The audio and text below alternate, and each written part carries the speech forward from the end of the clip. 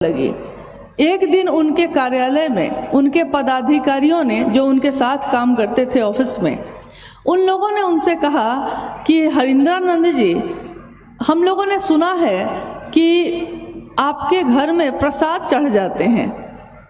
तो इन्होंने कहा कि मैंने तो आपको नहीं कहा ये कभी, अगर चढ़ता है तो सौभाग्य है मेरा, लेकिन मैंने तो आप लोग को नहीं कहा ये। उन पदाधिकारियों ने कहा इनसे कि घर में जो प्रसाद चढ़ता है, क्या पता प्रेत खाते होंगे, कोई भूत प्रेत आता होगा, वो खाता होगा। साहब इस पे भी कुछ नहीं बोले। फिर थोड़ी देर बाद दूसरे पदाधिकारी ने कहा कि अगर ये बात सत्य है कि महादेव आपके यहाँ प्रसाद ग्रहण करते हैं, तो हम लोग ये कहते हैं आपको कि यहाँ सिंहेश्वर मंदिर है, शिव का मंदिर मधेपुरा में।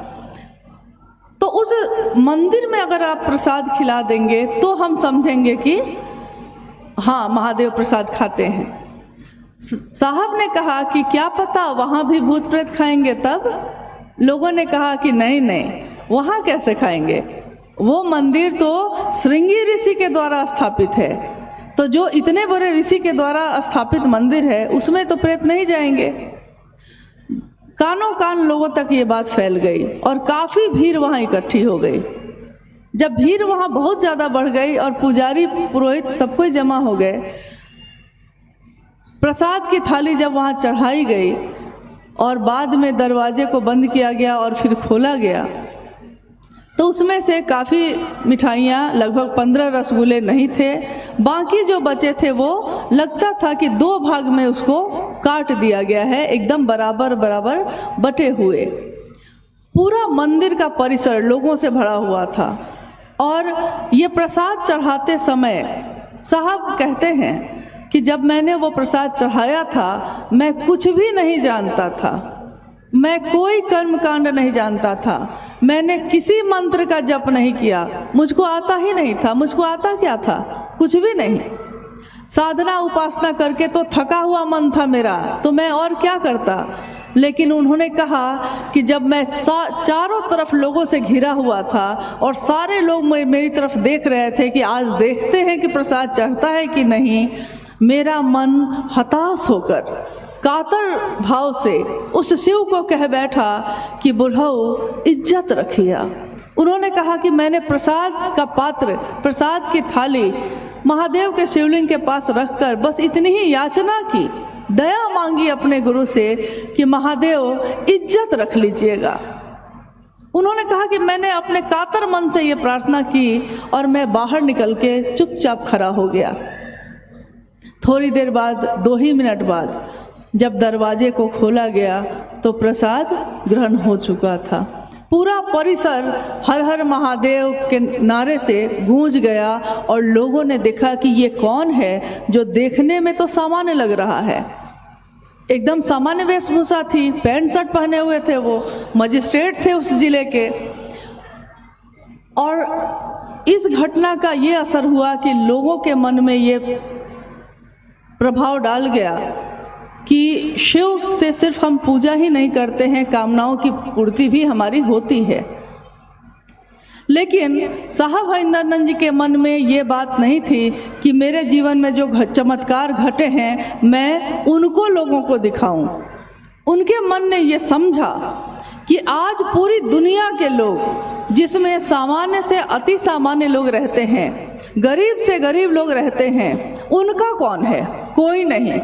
उनका गुरु कौन होगा, अमीर का भी हो, गरीब का भी हो, हर जाति का हो, हर धर्म का हो, ऐसा गुरु कौन है जो सबका हो सकता है।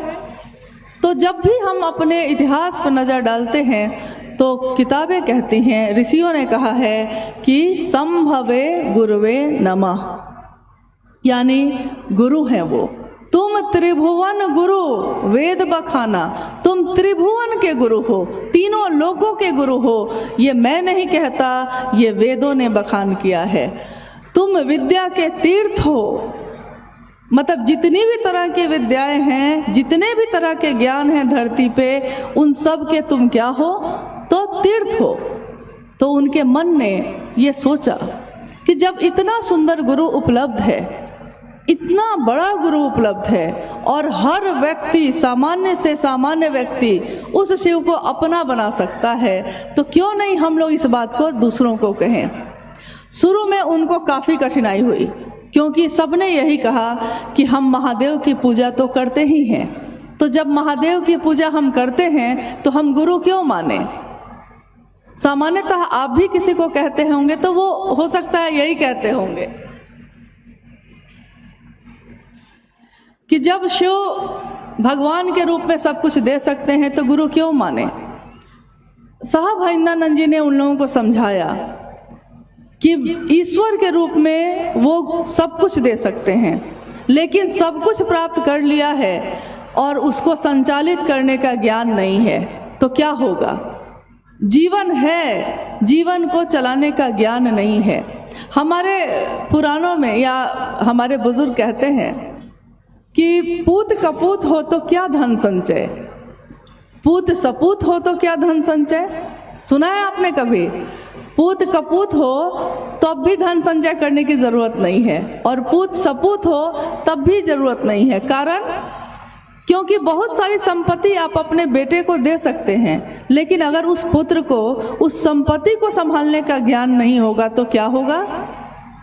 सारी संपत्ति वो बेच के घूम घाम के ख़त्म कर देता है, क्योंकि उसको पता ही नहीं है कैसे चलाए। एक छोटा सा परिवार भी आप चलाते हैं तो उस परिवार को चलाने का ज्ञान भी अगर नहीं हो हम लोग के पास तो हम उस परिवार को भी नहीं चला सकते हैं। तो उन्होंने कहा कि ज्ञान की ज़रूरत बहुत ज़्यादा है। न जाने क्यों महादेव के विभिन्न स्वरूपों की पूजा हुई है। किसी ने महाकाल के रूप में पुकारा उनको, किसी ने महायोगेश्वर के रूप में पुकारा है, किसी ने महासोमेश्वर के रूप में पुकारा, किसी ने महाओढ़रेश्वर के रूप में पुकारा, किसी ने कहा कि महामृत्युंजय हैं वो, किसी ने कहा कि वैद्यनाथ हैं वो, किसी ने कहा कि उमा के पति हैं वो, किसी ने कहा कि शमशानी और निहंगी हैं वो, किसी ने कहा तीनों लोकों का पति है वो, सब कुछ त्याग के बैठा है वो। आजकल एक गीत बज रहा है, बड़ा अच्छा है, क्या वो करेगा लेकर चढ़ावा, सब कुछ त्याग के बैठा है वो। क्या करेगा वो चढ़ावा लेकर, क्योंकि जो भी हम देंगे ये तो उसी ने हमको आपको दिया है, तो हम उसको देंगे क्या। लेकिन एक ऐसी चीज़ है जो हम दे सकते हैं उस महादेव को।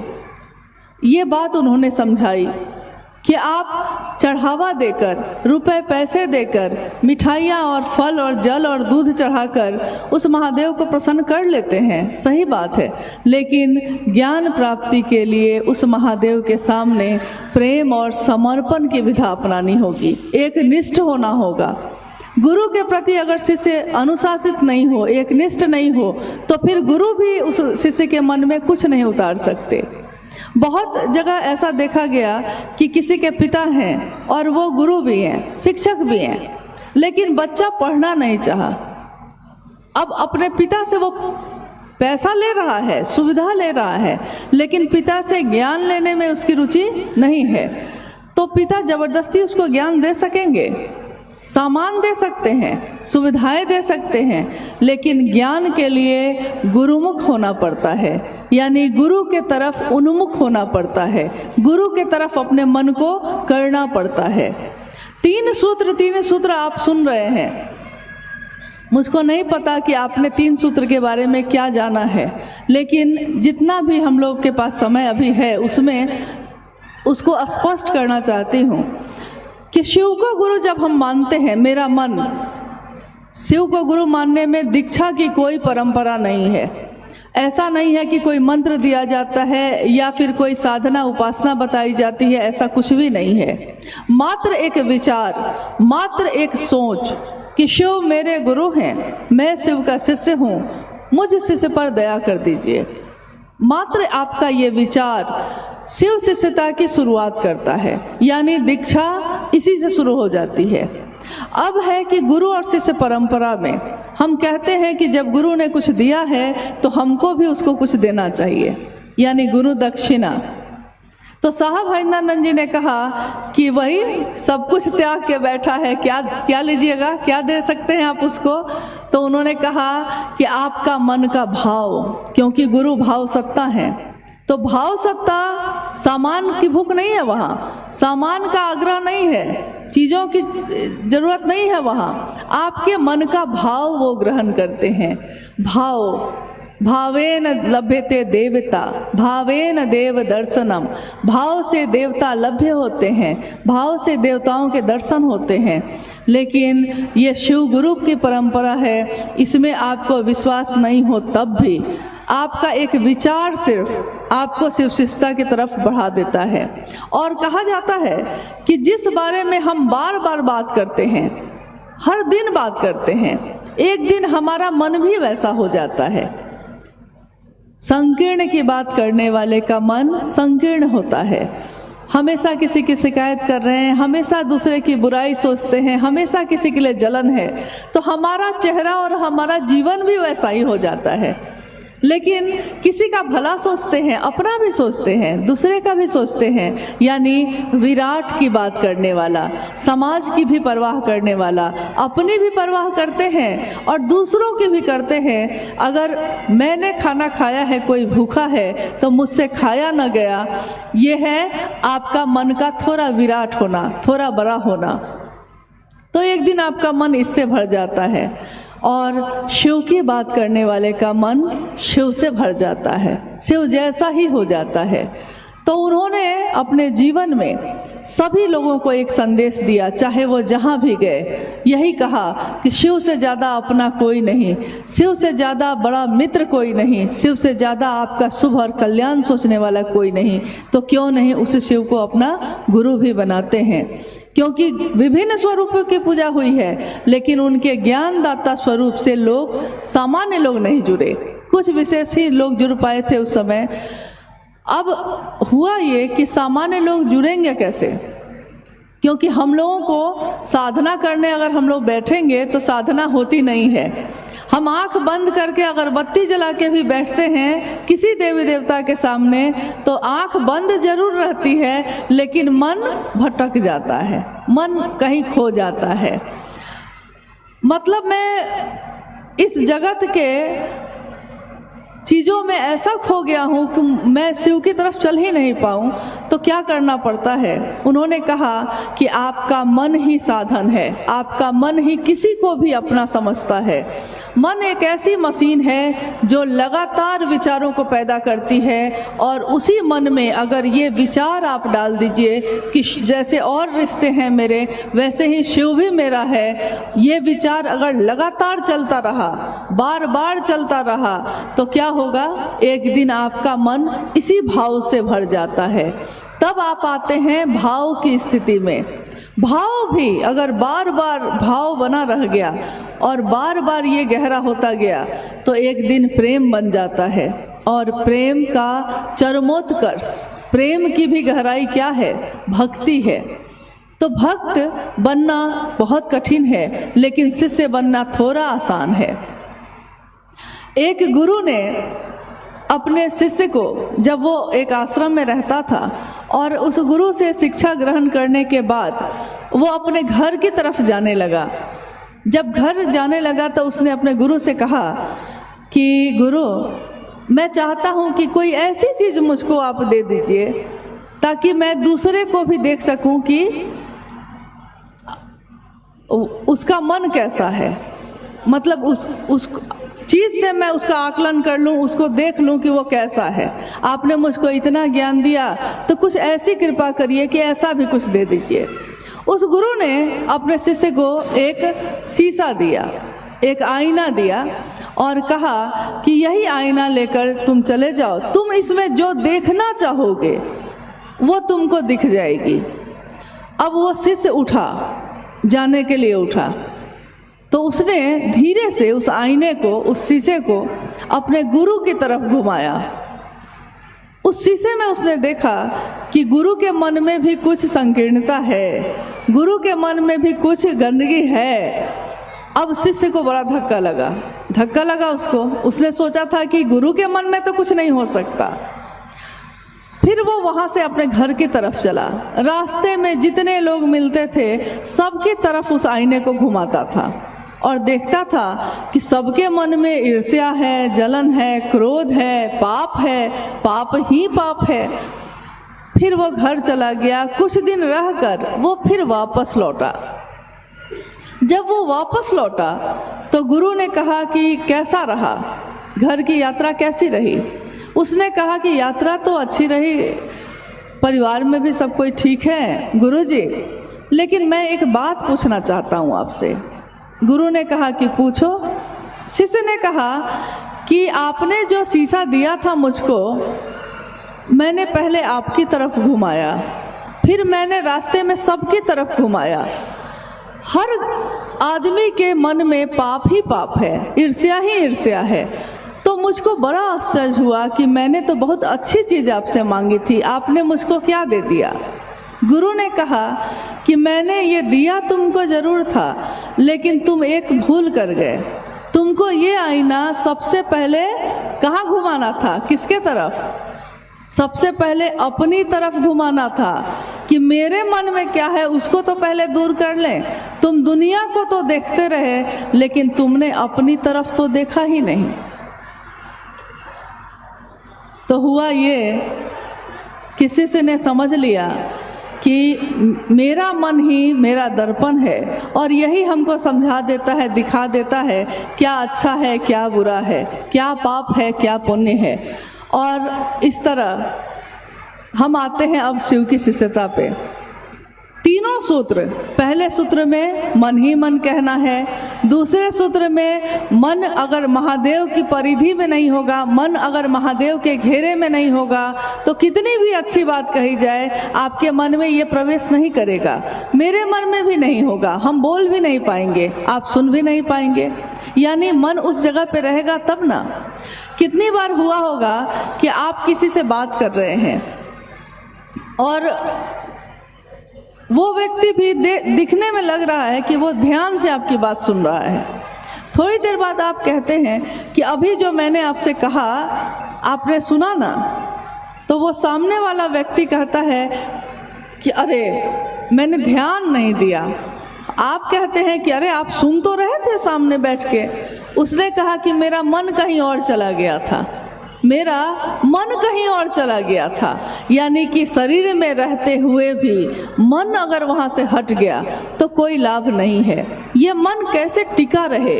ये मन टिकेगा कैसे महादेव पे? क्योंकि इसको अभ्यास नहीं है, इसको अभ्यास है दुनिया में रहने का, महादेव के तरफ टिकने का अभ्यास नहीं है। कैसे टिकेगा? तो हम बात करते हैं अपने लिए भी, क्योंकि खुद भी शिव का शिष्य बनिए और दूसरे को भी प्रेरित करिए, दोनों तरफ शिव भाव भर जाए ऐसी बात करिए। तो दूसरा सूत्र कहता है कि शिव की चर्चा दूसरों से करिए ताकि खुद भी शिव शिष्य बनिए और दूसरे भी बन सके। तीसरा सूत्र कहता है कि मन ही मन अपने गुरु शिव को प्रणाम करिए। इसके उदाहरण में जिस दिन साहब ने ये बात समझाई थी, उन्होंने उदाहरण दिया था कि मन ही आपका प्रणाम करता है किसी को। उन्होंने कहा कि एक गांव में एक व्यक्ति गया, उसने देखा कि एक सास और बहू दोनों बैठी हुई है। बहू अंदर से आती है, घर में निकलती है, सास बाहर बैठी है। तो वो बहू अपने सिर पे आंचल लेकर अपनी सास के पैर को बार बार छू के प्रणाम कर रही है। उस व्यक्ति को बड़ा अच्छा लगा। जब सास चली गई उसकी, तो उसने कहा कि आप लगता है अपनी सासू माँ को बहुत मानती हैं, क्योंकि कितने अच्छे मन से आपने अभी प्रणाम किया। तो उस बहू ने कहा कि अरे बहुत तंग है हम भाई, बहुत तंग है इनसे, बड़ा परेशान करती हैं, बड़ा दुख देती हैं। मैं सोचती हूँ हमेशा कि ये कब जाएंगी दुनिया से, लेकिन क्योंकि लौकिकता में सास है मेरी, माँ के बराबर हैं, तो प्रणाम तो करना पड़ता है ना। तो साहब ने कहा कि ऐसा ही प्रणाम उस महादेव को मत कर लीजिएगा, क्योंकि देखने में लगता है कि अगरबत्ती जला के बैठे हैं, फूल चढ़ा रहे हैं, जल चढ़ा रहे हैं, टीका लगाए हुए हैं, गेरुआ वस्त्र पहने हैं, लेकिन मन ही अगर शिव में नहीं है, मन ही नहीं टिका तो क्या फ़ायदा है। और अगर मन आपका रोशनी से भर जाए तो क्या होता है? मन उजियारा जब जब फैला, जग उजियारा होए। इस उजले दर्पण पे प्राणी देखो धूल न जमने पाए, कहीं धूल न जम जाए दुनिया की। इस आईने को भी पोंछने की ज़रूरत पड़ती है हमेशा, तो महादेव की छवि उसमें दिख सके, महादेव मेरे हैं ये मेरा मन समझ सके। इसके लिए हम तीनों सूत्र करते हैं ज़रूर, लेकिन इन तीनों सूत्रों को करने के पीछे हमारी मनसा मात्र रहती है कि हम शिव की तरफ चल सकें, मेरा मन शिव पे टिक सके। आपके इस जगह पे मुझे लगता है कि ये पहली बार इस तरह का कार्यक्रम आयोजित हुआ है, और अभी दिखने में आ रहा है कि बाहर मौसम काफ़ी ख़राब है। मतलब किसी के लिए अच्छा है, किसी के लिए ख़राब है।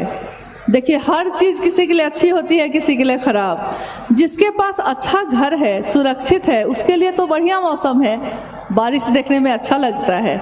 लेकिन जिसकी टूटी फूटी झोपड़ी है, छोटा सा घर है, पानी भर जाता है, उसके लिए यही बारिश दुखदाई भी है।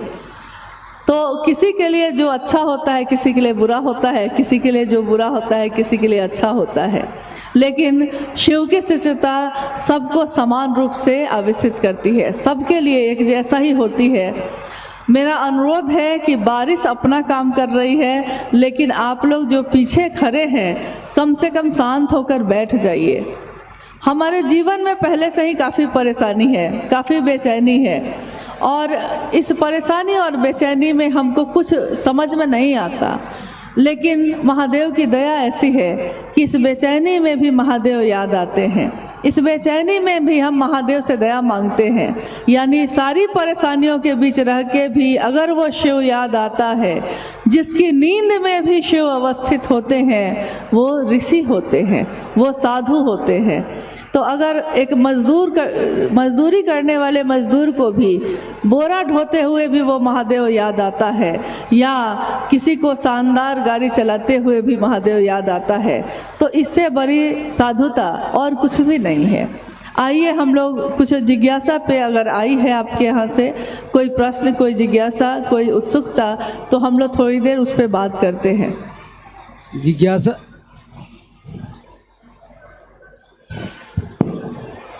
जिज्ञासा है कि शिव रूपी ज्ञान से संजात एक सामान्य भावाचरण भी जगत के लिए अनुकरणीय प्रतीत होता है, कृपया समझाया जाए।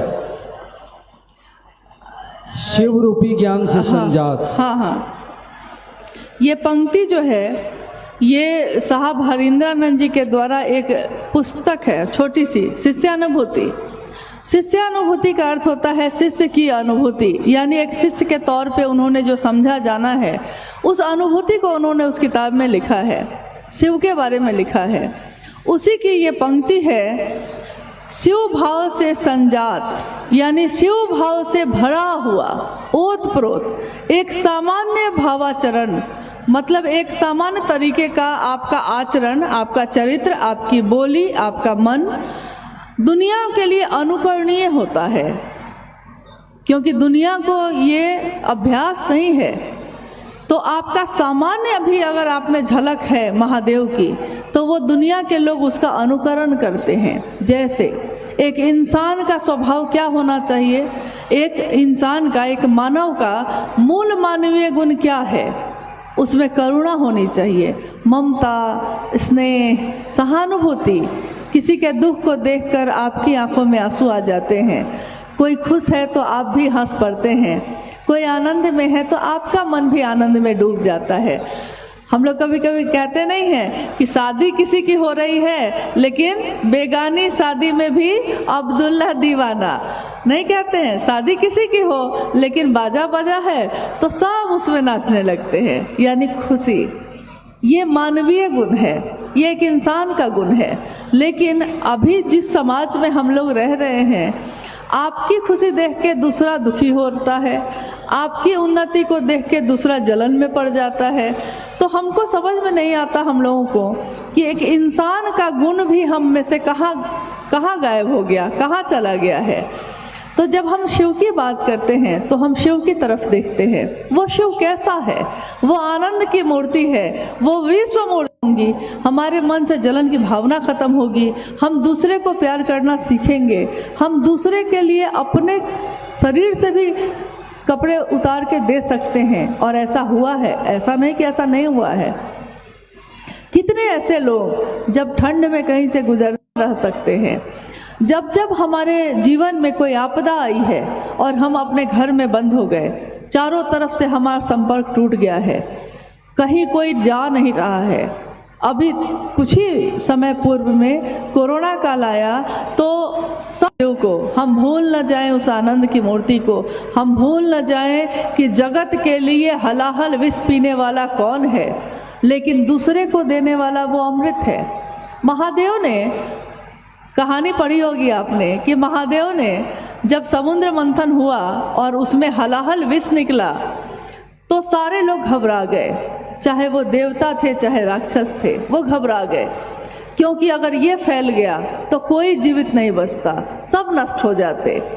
सारे लोग जब घबराए तो वो पहुँचे महादेव के पास और महादेव ने उस विष का पान कर लिया, उस हलाहल को पी लिया। इसलिए उनका एक नाम नीलकंठ भी रखा गया है। विष को पी लिया। दुनिया ने उनको क्या दिया?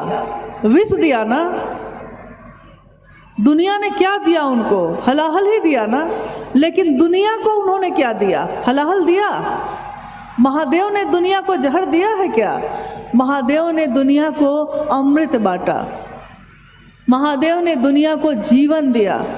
महादेव ने इस दुनिया को जब बनाया तो उन्होंने इस दुनिया में रहने की सारी व्यवस्था भी की। हर वो चीज़ जो बेशकीमती है उसकी कोई कीमत नहीं ली। आप आज हम जब बात करते हैं कि देखिए दुनिया कहाँ से कहाँ चली गई, आविष्कार पे आविष्कार हुए, वैज्ञानिक पैदा हुए, विज्ञान ने इतनी तरक्की की, लेकिन आज तक विज्ञान पानी की एक बूंद नहीं बना सका है। बना सकता था कि कौन है, मतलब जो है उसी को लज्जित करता रहता था कि हम ज्ञानी ज़्यादा है, तुमको ज्ञान नहीं है। उसने उस बच्चे को भी नहीं देखा कि वो बच्चा है। उसने कहा कि पढ़ते हो? तो बच्चे ने कहा हाँ। उस ज्ञानी ने कहा कि अच्छा ये बताओ, ये आग जो आती है ये कहाँ से आती है? अब बच्चा बेचारा चेहरा देखने लगा। उसने कहा कि मुझको नहीं पता। तो वो हठठा के हंस गया, बोला कि अरे क्या पढ़ते हो, ये भी नहीं पता आग कहाँ से आती है? तो वहीं पे एक दिया जल रहा था, दीपक एक जल रहा था। उस बच्चे ने उस दीपक को उठाया और फूंक मारकर उसको बुझा दिया। और उसने पूछा उस ज्ञानी से कि अब बताइए ये आग गई कहाँ, आई कहाँ? ये मुझको नहीं पता, लेकिन आग जो थी वो गई कहाँ, अब आप बताइए। तो वो बेचारा स्तब्ध रह गया। कोई नहीं जानता कि किसके अंदर क्या ज्ञान है, क्योंकि आप उसके कपड़े से उसका आकलन करते हैं, आप उसकी अमीरी गरीबी से आकलन करते हैं। लेकिन अगर किसी का मन उस शिव से टिक गया है तो वो देखने में फ़कीर लगता ज़रूर है, लेकिन वो फ़कीर होता नहीं है। क्या पता उसके मन को शिव ने किस भाव से भर दिया है, कौन सा ज्ञान भर दिया है। तो उस शिव ने हमको सिखाया कि न्यूनतम छोटी से छोटी व्यवस्था में भी सुखी रहा जा सकता है। महल के महल हो और आपको नींद नहीं आए तो कोई फ़ायदा नहीं है। लेकिन अगर शिव के प्रति आप एकनिष्ठ हैं, शिव के प्रति ईमानदार हैं, तो फिर सब मामला ठीक ही रहता है। कहते हैं हमारे जहाँ अभी तो हम लोग झारखंड में रहते हैं, लेकिन बिहार और झारखंड पहले एक ही था। और बिहार की एक घटना है।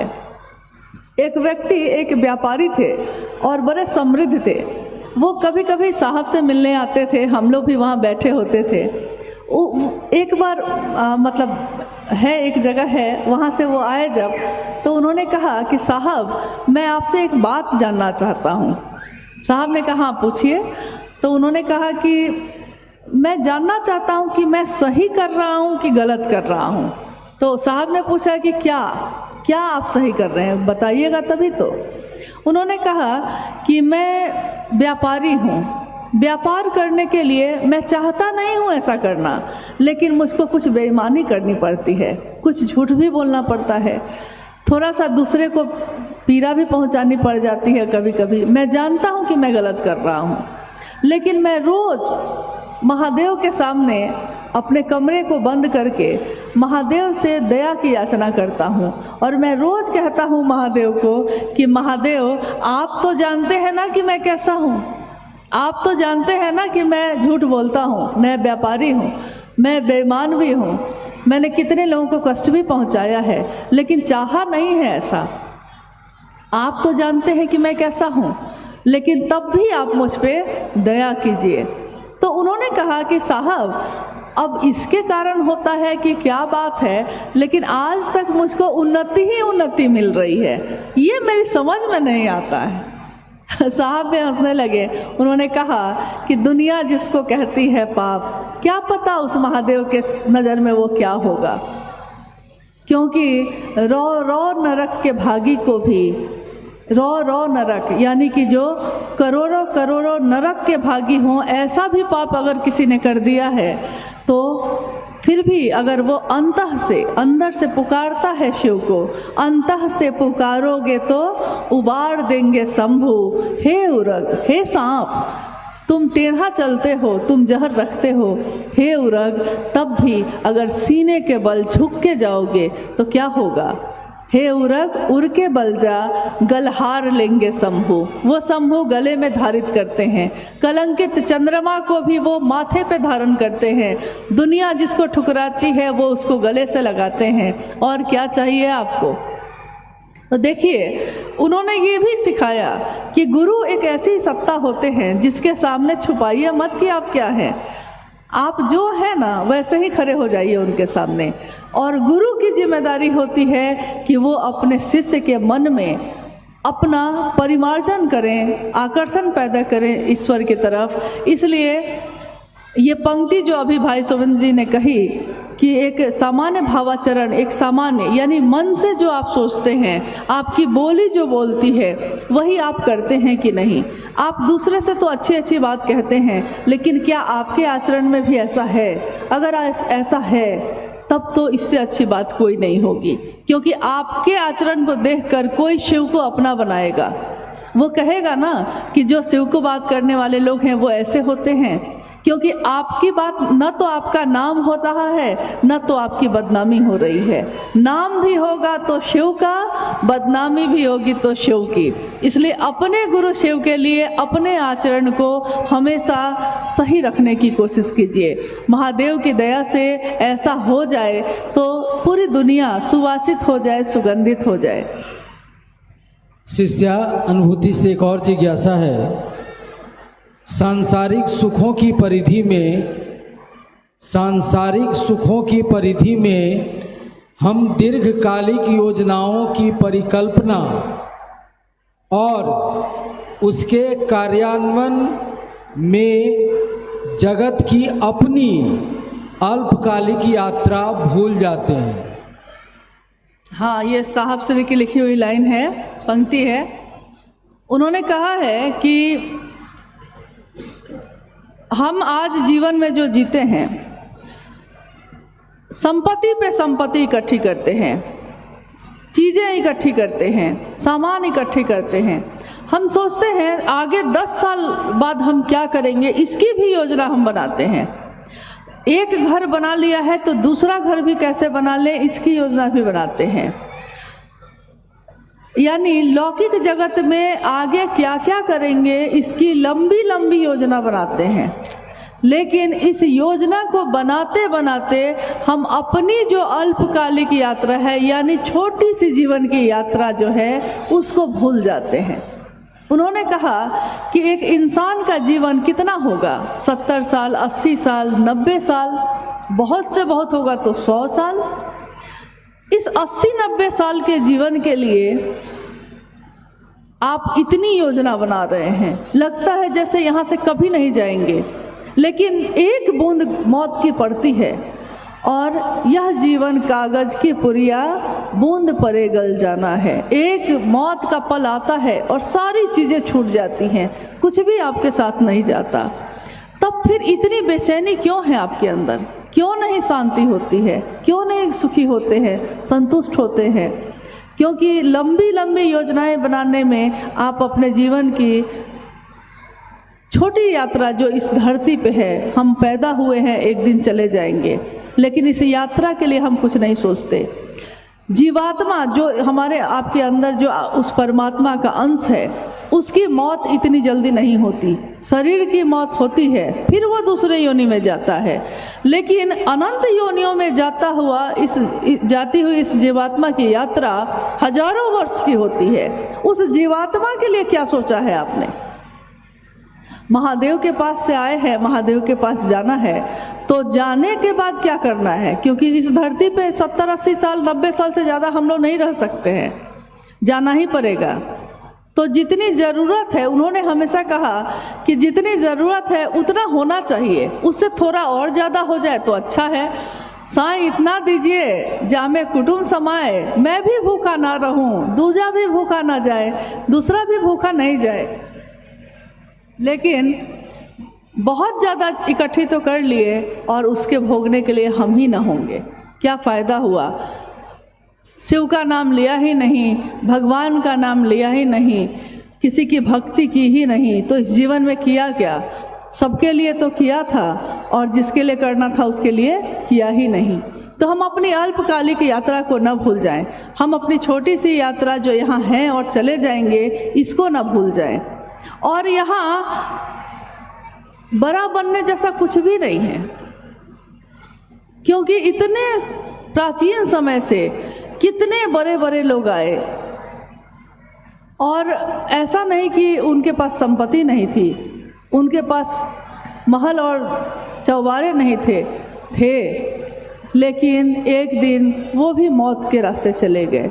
शरीर आता है तो वो जाता ही जाता है, लेकिन हम ईश्वर की बात नहीं करते, हम शिव की बात नहीं करते। इसका नतीजा ये हुआ है कि समाज की जो स्थिति है, समाज का जो रूप है जिसमें हम आप रहते हैं, हम शिकायत करते हैं कि दूसरे कैसे हो गए, दूसरे ऐसे हो गए, लेकिन हम ये नहीं सोचते कि हमने इसके लिए क्या किया, हमारा थोड़ा सा भी प्रयास हुआ है क्या इसको ठीक करने का? थोड़ा सा भी नहीं हुआ। तो चीज़ों को इकट्ठे करते करते करते करते एक दिन हम ये भूल जाते हैं कि हमको चाहिए क्या, आखिर आपको चाहिए क्या। एक पंक्ति हमेशा वो कहते थे कि ये जो दिन है बहार के, बहारे दिन है चंद रोजा, ये चंद दिन की बहार है, बहारे दिन है चंद रोजा, न चल यहाँ सर उठा उठा के। ये आकर, ये अहंकार कि मैं बड़ा हूँ, मैं ये हूँ, मैं वो हूँ, इतना अहंकार लेकर मत चलिए। आपके पास है तो आप धन्यवाद दीजिए उस महादेव का, उस ईश्वर का, जिसकी दया से इतना कुछ आपके पास है। आप खुद भी अच्छे से जी रहे हैं, आप दूसरों के लिए भी कुछ करके चले जाइए ताकि वो आपको याद रखे। लेकिन ये बहार के दिन चंद रोज के हैं, न चल यहाँ सर उठा उठा के। कज़ा ने, यानी इस कायनात ने, इस मौसम ने, इस दुनिया ने, कज़ा ने ऐसी हजार सूरत बिगाड़ डाली बना बना के। कज़ा ने ऐसी हजार सूरत, हजारों सूरत ऐसी आई दुनिया में। जब वो आई, जब वो थे तो दुनिया में उनका बोलबाला था, लोग उनके सामने सर नहीं उठा सकते थे। वो जब चलते थे तो सोने और चांदी के पालकी पे चलते थे, धरती पे पैर नहीं रखते थे। लेकिन जैसे ही शरीर गया, धरती पे ही तो आए, कहाँ गए? इसलिए इस जीवन को ऐसे जीने की कोशिश करिए जैसे हमारे शिव जीते हैं, जैसे वो महादेव जीते हैं। बनना है तो शिव जैसा बनो, जीना है तो शिव जैसा जियो, रहना है तो शिव की तरह जियो। है भी तो भी खुश है, नहीं है तब भी खुश हैं। किसी ने मांग लिया है, उठा के दे दिया है, किसी ने वरदान लेकर उन्हीं के प्रति अपराध कर दिया है, तब भी क्षमा कर दिया है। क्षमा की मूर्ति, हाँ, जीवन को जीने के साथ साथ, औढ़रदानी होने के साथ साथ, ऐसा नहीं वो त्रिशूल भी रखते हैं, मतलब अपराध ना करे लोग, इसका थोड़ा भय भी होना चाहिए। त्रिशूल भी रखते हैं, लेकिन उसको भी चलाते हैं तो अपने भक्तों की, अपने शिष्यों की रक्षा के लिए चलाते हैं। तो हमको सीखना है तो एक सामान्य भावाचरण, एक आचरण, जीवन को जीने की कला उस शिव से सीखने की कोशिश करनी चाहिए जो सबको देने वाला है। और कुछ मनुष्य के सहज प्रेम से परमात्मा लभ्य है, कृपया समझाया जाए। मनुष्य के सहज प्रेम से परमात्मा लभ्य है। मनुष्य का सहज प्रेम यानी कि इंसान का जो सहज सामान्य प्रेम होता है, सहज शब्द बना है सहजोर ज से, यानी जो जन्म से ही आपका स्वभाव है, जन्म से ही आपका स्वभाव है माँ को प्यार करना, जन्म से आपका स्वभाव है, आप पिता की आवाज़ को पहचान जाते हैं, जन्म से ही आपका स्वभाव है सबको अपना, जिसको भी आप अपना समझते हैं अपना समझने लगते हैं। लेकिन उसी सहज प्रेम से हमारे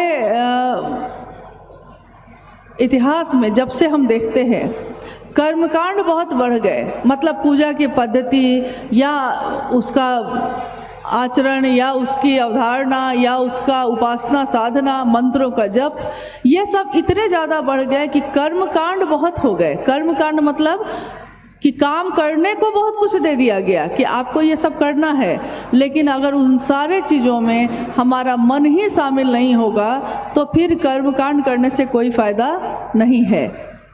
तो सहज प्रेम से उस परमात्मा को आप पा सकते हैं, जिस तरह सहज प्रेम से पिता को प्राप्त करते हैं, जिस तरह सहज प्रेम से बेटा और बेटी अपना होता है, वैसा ही सहज प्रेम है ईश्वर से मिलने का भी। कोई बहुत भारी भरकम बात नहीं है, लेकिन हमको ये भी सुनिश्चित करना होगा कि हाँ, ये सहज प्रेम हमारे मन में ईश्वर के लिए नहीं है, शिव के लिए है, लेकिन हम समझ नहीं पाते हैं। ये प्रकट कब होता है, ये सामने कब आता है। जैसे एक बच्चा जब पैदा होता है तो वो छोटा है, उसके मन में कुछ ऐसे भाव हैं जो सोए हुए हैं, अभी सोए हुए हैं। लेकिन जब वो युवा होता है, बड़ा होता है, अब उसका विवाह कहीं तय कर दिया गया है, अभी तय हुआ है, अभी शादी हुई नहीं है, बस तय हुआ है कि इस अमुक लड़की से तुम्हारी शादी होगी, और उसके अंदर का पति का भाव जग जाता है। होता है कि नहीं ऐसा? पति का भाव अचानक तो नहीं आया था, वो जन्मजात था उसके साथ, लेकिन जब सामने में पत्नी का भाव आया तो उसके अंदर का पति का भाव जग गया। फिर कल को उसकी संतान होती है, पिता का भाव सोया हुआ है अभी भी। जैसे ही पुत्र या पुत्री सामने आया है, अभी पैदा नहीं हुआ है, अभी सिर्फ सूचना आई है कि आप पिता बनने वाले हैं या आप माँ बनने वाली हैं, अभी सिर्फ सूचना आई है, लेकिन उस सूचना पे ही आपके पिता और माँ का भाव जग गया। अचानक नहीं आया था कहीं से, ये था, जन्मजात था, लेकिन उस समय पैदा हो जाता है जब सामने वो संबंध आ जाता है। ठीक वैसे ही मित्र आता है कोई सामने तो आपके अंदर भी मित्र बेटा और बेटा के पास मन पहुंचा। वैसे ही कोई बहुत भारी काम नहीं है, ये बहुत आसान है, सरल है, सहज है। सोचा और पहुँचे, शिव को भी याद किया और पहुँचे, बस इतना ही है। जिस दिन हम ये करना सीख लेंगे, हमारा मन शिव के पास पहुंचना भी सीख जाएगा, सहज प्रेम से, सहज स्वभाव से। महादेव मेरे हो सकते हैं, अपने हो सकते हैं। ऐसे सहज प्रेम के उदाहरण हैं धरती पे। आपने सुना होगा माँ तारा के बारे में। उनके भक्त थे वामाखेपा। वो कहते थे कि माँ मुझे बुलाती है, वो माँ देखो, माँ खा रही है, माँ मुझे बुलाती है।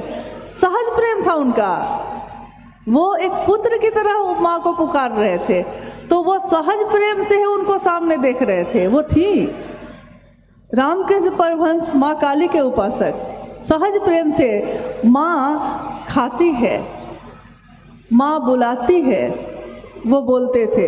ये क्या है? साहब हरिंदरानंद जी के जीवन में देखिए तो ये आकाशवाणी क्या है? ये जो आकाशवाणी हुई जिसके बारे में आपने सुना कि किसी ने कहा कि आवाज़ आ रही है, आई उनको कि तुम क्या करते हो। साहब ने कहा कि मैं शिवशिष्य बनाता हूँ। फिर आकाशवाणी हुई, दूसरों को करने के लिए क्या कहते हो। तो ये चुप हो गए, क्योंकि दूसरों को करने के लिए तो वो ये नहीं कहते थे।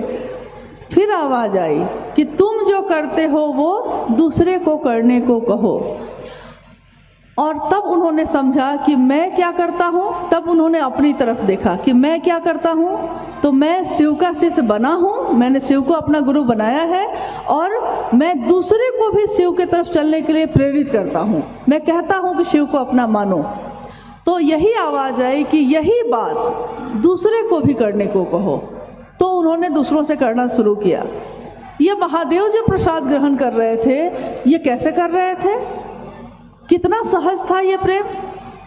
उन्होंने तो कहा कि मुझको कुछ नहीं आता था, मैं कुछ नहीं जानता, मैंने तो बस प्रसाद की थाली रख दी थी और कहा था इज्जत रख लीजिएगा, क्योंकि मेरा मन एकदम कातर था। मुझको लगा था कि सब हंसेंगे, सब मेरी हंसी उड़ाएंगे, अगर ये नहीं प्रसाद ग्रहण हुआ तो क्या होगा।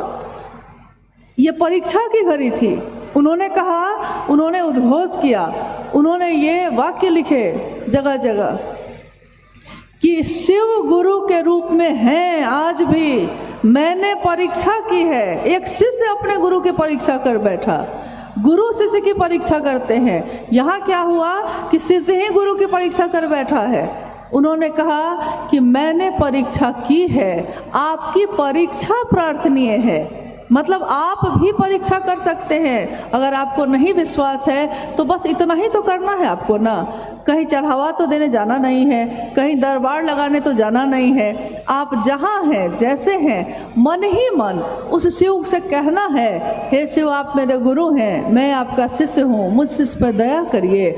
और जहाँ मौका मिले तो उनकी बात कर लीजिए। और नमः शिवाय सांस पे आई थी और सांस से उतर गई थी उनके। तो यही प्रक्रिया उन्होंने कही कि सर्वोत्तम विधि है। और बाद में जब शास्त्रों में हम लोगों ने देखा तो उसमें जगह जगह ये लिखा है कि अजपा जप, जप करने की सर्वोत्तम विधि है, सबसे बड़ी विधि, सबसे बढ़िया विधि है। इसके लिए आपको वाह किसी साधन की ज़रूरत नहीं, आपको माला लेके बैठने की ज़रूरत नहीं, आपको पद्मासन लगाने की ज़रूरत नहीं है। आपका मन ही किसी को अपना समझता है। उसी मन से शिव को प्रणाम कर लीजिए, महादेव को याद करिए, जैसा भी आपको उनकी आकृति याद है, जैसा भी समझ में आता है वैसा। और नमः सांस पे चढ़ा, शिवाय उतरा। सांस की सामान्य गति पे, सांसों की माला पे सिमर लूँ मैं शिव का नाम। सांसों की माला भी तो माला है। ये माला किसने दी हमको इस जीवन में, जिन्होंने दी है उन्हीं के नाम का जप कर लिए। तो इससे सुंदर जप क्या होगा। जो उन्होंने दिया है उसी का साधन बन गया। तो मन ही में ये तीनों काम तो करने हैं। आप करके देखिए और आप चुपचाप करके देखिए और देखिए, एकांत में बैठिए और सोचिए कि क्या आपके मन में परिवर्तन हुआ, आपके जीवन में परिवर्तन हुआ। क्या आप कुछ अच्छा सोचने लगे हैं, क्या आप शिव की तरह की दृष्टि से लोगों को देखने लगे हैं। दुनिया से जब दुनिया में खड़े होके जब महादेव की तरफ देखिएगा तो महादेव बहुत दूर नजर आएंगे। और आज तक यही हुआ था। सामान्य और अति सामान्य लोग उस महादेव को दूर से ही तो देख रहे थे। विश्वास नहीं था कि हमको पूजा करने भी आती है, विश्वास नहीं था कि हमको मंत्रों का जप हो सकता है हमसे। हम लोग पंडित जी को बुलाते थे, पुरोहित को बुलाते थे। हम लोगों को लगता था कि क्या पता संस्कृत का शब्द है, हम बोल पाएंगे कि नहीं बोल पाएंगे, हमसे होगा कि नहीं होगा, ये विश्वास भी नहीं था। और साहब ने कहा कि अपशब्द अर्चना के सुधार लेंगे शंभु, अंतः से पुकारोगे तो उबार देंगे शंभु। अपशब्द है अर्चना में, भाव अर्चना का है, लेकिन भाव अर्चना का है। टूटी फूटी संस्कृत बोल के भी, टूटी फूटी हिंदी बोल के भी उन्होंने कहा कि यह किसने कहा कि महादेव को संस्कृत सिर्फ समझ में आता है, क्योंकि ये भाषा तो मैंने और आपने बनाई थी। महादेव की भाषा तो कोई समझ ही ना पाया आज तक, और अगर समझना चाहिएगा तो उससे आसान कुछ भी नहीं है। महादेव की बात, महादेव की शिष्यता दिल में उतरने की विधा है, लेकिन दिल में उतरने की चीज़ों पे दिमाग नहीं लगाया जाता। जहाँ दिल का मामला हो वहाँ दिमाग नहीं लगाना चाहिए। हम अपनी माँ को दिल से प्यार करते हैं, हम कहाँ दिमाग लगाते हैं उसमें। हम अपने बेटे के लिए तड़प जाते हैं, हम कहाँ दिमाग लगाते हैं उसमें। एक दिन एक गुरु बहन रांची में, जहाँ हम लोग रहते हैं, उस समय साहब शरीर में थे और उनके पास आई थी। उसने रोते हुए कहा था, उसकी आंखों में आंसू थे, और उसने कहा कि मैं इतने दिनों से महादेव की बात कर रही हूँ, मैंने महादेव को गुरु माना, लेकिन मेरे जीवन के कष्ट कम नहीं हो रहे हैं। कभी कभी लगता है साहब कि छोड़ दूँ महादेव को। हमारे वरेण्य गुरु भ्राता ने कहा कि तुम्हारे जीवन में तो और भी संबंध है ना, पति है, जिस पति के पाँव को तुम दबाती हो उसी पाँव से वो तुमको लात मारता है, ठोकर देता है तुमको। जो जिसके लिए खाना बना के देती हो उसके मुंह से तुम्हारे लिए गालियां निकलती हैं, फिर भी तुमने कभी सोचा है कि उसको छोड़ दो? तो उसने कहा नहीं। साहब ने कहा कि इस दुनिया के रिश्ते दुख से दुख देते हैं, ठोकर पे ठोकर देते हैं, लेकिन तब भी अपना मान लिया है तो उसको नहीं छोड़ते। और महादेव ने तो ऐसा कभी किया भी नहीं है, उसको छोड़ने की बात करती। जो सबसे उबार सकता है, जो सबसे निकाल सकता है, उसी के साथ रहने से दुख से दूर हो सकती हो, उसी को छोड़ने की बात करती हो। उसने तुमसे लिया ही क्या है? एक निष्ठता लेकिन चाहिए। एक जगह खड़े हो गए हैं तो फिर खड़े हो जाइए। क्या पता यहाँ पानी अभी नहीं है, लेकिन आपके कोराई करते करते में एक ही जगह अगर करते रह गए तो कहीं ना कहीं पानी निकल जाएगा। और अगर ऐसा नहीं किया तो क्या होगा? कभी यहाँ कभी वहाँ करते करते ऐसा हो जाएगा कि कहीं कुछ भी हासिल नहीं होगा। कहते हैं कि देवताओं के भी, देवी देवताओं के भी देव कौन है? तो उनको हम कहते हैं महादेव है। वो महादेव सारे देवी देवताओं के भी देव, आराध्य। और सोचिए कि अगर वो आपका हो जाए तो क्या सारे लोग आपके नहीं हैं? कोई देवी कोई देवता वो किसको चाहती हैं? माँ देवी किसकी इच्छा है, किसकी शक्ति है? शिव की ही ना, शिव से अलग तो नहीं। शिव की पूजा तो सभी की पूजा होती है, शिव से अलग तो कोई है ही नहीं, अभिन्न रूप से एक है। जैसे अग्नि में अग्नि है तो धाह है उसके साथ ही है, दूध में है तो सफ़ेदी उसके साथ ही है, धूप में उसकी रोशनी उसके साथ ही है। उसी तरह शिव और उनकी शक्तियाँ एक ही हैं, अलग नहीं हैं। तो जब शिव को चाहा है तो सबको चाहा है, लेकिन अलग अलग चाहेंगे तो शायद शिव तक जाना थोड़ा कठिन या समय लग सकता है। लेकिन शिव को चाहा तो सबको चाहा, और जिसने शिव को चाह लिया उसके लिए क्या असंभव है। हम लोग आज जो यहाँ आए हैं, खत्म करें। हम लोग का मात्र एक ही प्रयोजन है। हम लोग के भी घर बार हैं, परिवार है, बच्चे हैं, जिम्मेदारियां हैं, लेकिन उन जिम्मेदारियों में भी हम अपने महादेव के काम को कर लेते हैं, क्योंकि अपना है, वो मेरा है। मैं ना करूं तो दूसरे करेंगे या ना करेंगे मुझको क्या पता, लेकिन मुझको करना है ये मुझको पता है।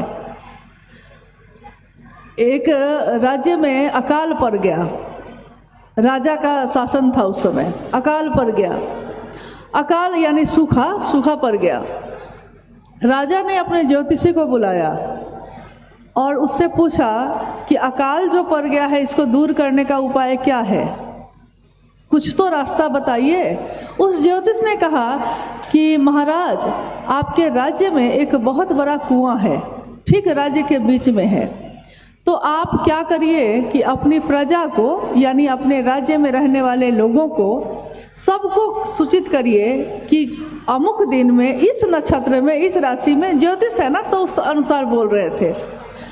सारे लोग दूध से भरा हुआ एक लोटा लेकर उस दिन सब कोई उस कुआं में, उस सूखा हुआ है कुआं सूखा हुआ है, उस कुआं में डालें।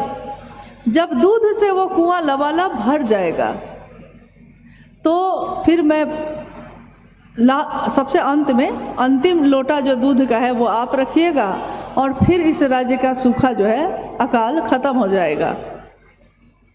राजा ने तुरंत ही मुनादी करवा दी। पूरे राज्य में उनके आदमी घूम गए, सबको सूचना दे दी गई।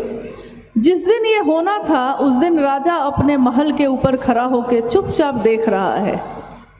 तो देखता है कि राज्य के सारे लोग वहाँ जमा हैं, सबके हाथ में लोटा है। तो राजा खुश हो गया, उसको लगा कि अरे सबने मेरी बात मान ली और ये जो है आज ये काम हो जाएगा, फिर सब कुछ ठीक हो जाएगा।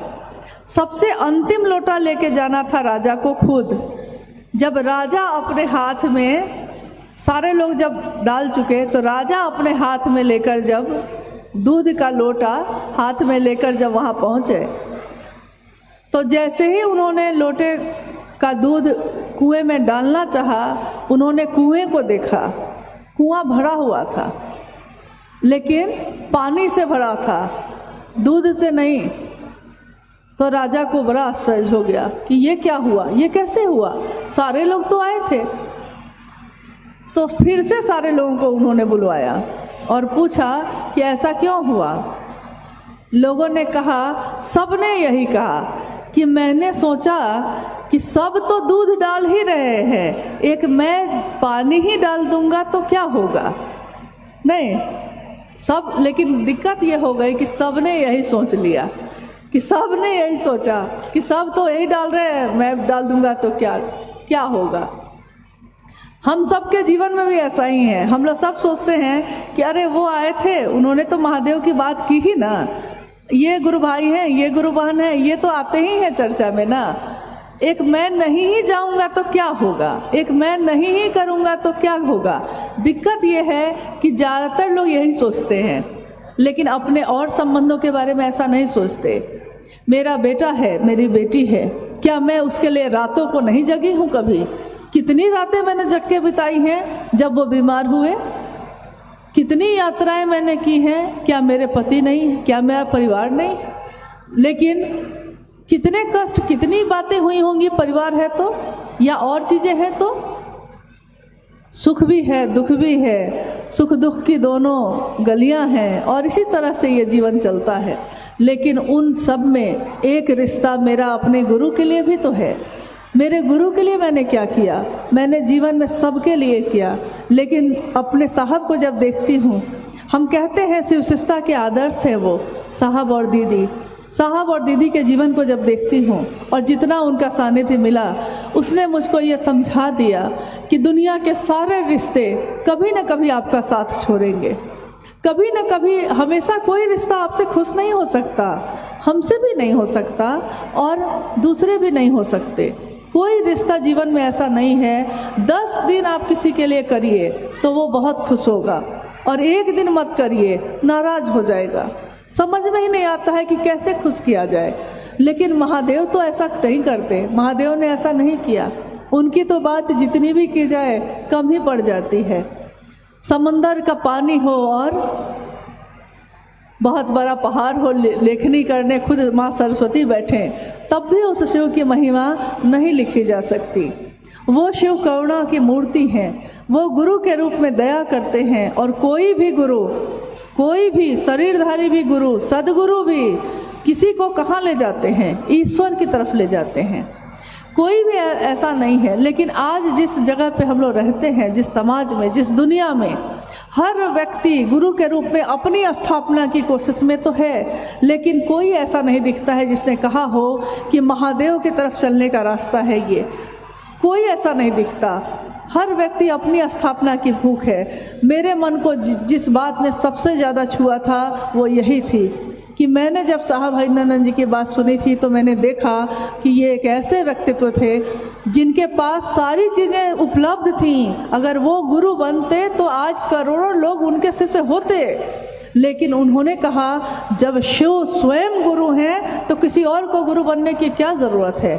जब खुद सबसे सुंदर गुरु उपलब्ध है तो मैं या कोई और बन के क्या करेंगे। मेरा आज शरीर है कल ना होगा, लेकिन महादेव स्वयंभू हैं, खुद से पैदा, उनकी मौत की खबर नहीं आई है अभी तक। यानी वो महादेव की मौत हो जाएगी ऐसा तो कभी सुना नहीं।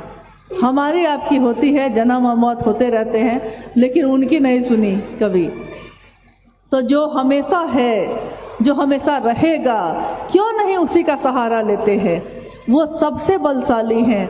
कहते हैं कि जिसका सानिध्य लीजिएगा, जिसका साथ लीजिएगा, वैसा ही आपका जीवन हो जाता है, वैसा ही आपका मन हो जाता है। साधु की संगत करने वाले का मन साधु जैसा, और किसी दुष्ट का साथ करने वाले का मन दुष्ट जैसा। जुआ खेलने वाले के साथ बैठिए तो वो जुआ खेलना सिखा देता है। कोई शराब पीता हो तो वो शराब पीना सिखा देता है। कोई भक्ति करता हो तो भक्ति करना सिखा देता है। कोई शिव का शिष्य हो तो वो शिव शिष्यता सिखा देता है। इसलिए मैंने इनका सानिध्य लिया कि जो इन्होंने किया है दुनिया में, मैं भी कुछ सीख सकूं। और आप लोगों से भी यही प्रार्थना है, निवेदन है कि अपने जीवन के एक भी पल में थोड़ी देर के लिए भी करिए, लेकिन अपने गुरु की बात ज़रूर करिएगा।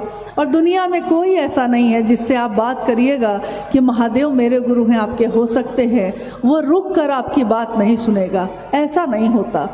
दक्षिण भारत में कितने जगहों पे हम लोग गए, लोग इतने मतलब महादेव का नाम सुनते हैं तो अपने चप्पल जूता को उतार के खड़े हो जाते हैं, हाथ जोड़ के खड़े हो जाते हैं, क्योंकि वो महादेव तो सबका है।